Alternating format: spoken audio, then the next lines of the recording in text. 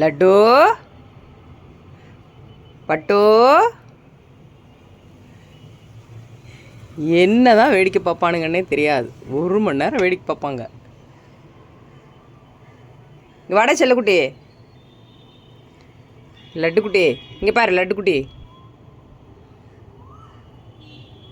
நீங்கள் எவ்வளோ கூப்பிட்டாலும் திரும்பாது.